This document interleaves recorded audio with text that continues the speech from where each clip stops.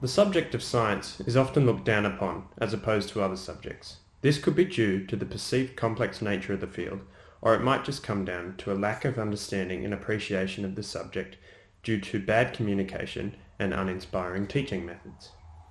It is the latter which we'll be discussing as one of the foremost reasons for bad science education. Where science falls flat on its face is the lack of marrying between what is theoretical and what is practical.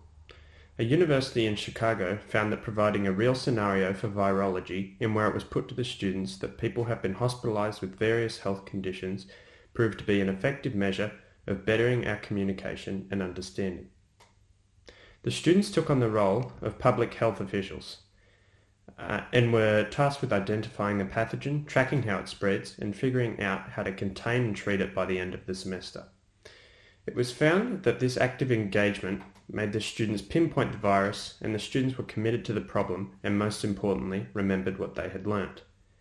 Hence it is found that to contend with a real problem where you're faced with actively grappling with the questions is better than passively listening or mindlessly clicking through a lecture.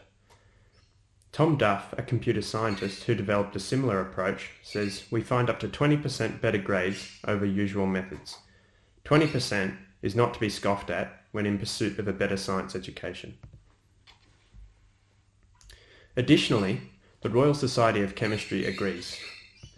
They outline that science education has failed due to the lack of being adequately prepared for the major recent events that the world has faced, such as COVID-19 and climate change. This is mainly due to the substantial amount of people unwilling to get vaccinated against the deadly virus.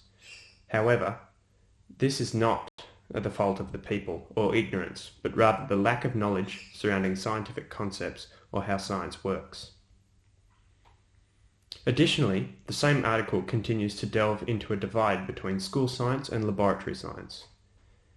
It is postulated that we further need to provide more context that speaks to the value of the science that we are communicating, as well as the value in society. Exposure to real working scientists to inspire the next generation could also prove beneficial, as few young people get to have a sustained relationship with a working scientist.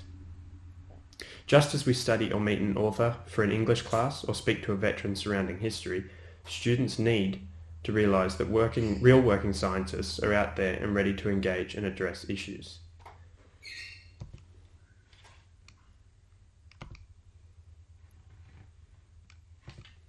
To conclude, science education needs to have a strategy that focuses on young people engaging with the scientists in their area and knowing what they have at their disposal, as well as interdisciplinary and real-life scenario-based approaches.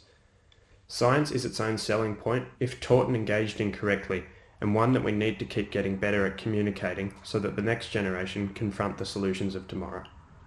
Thank you.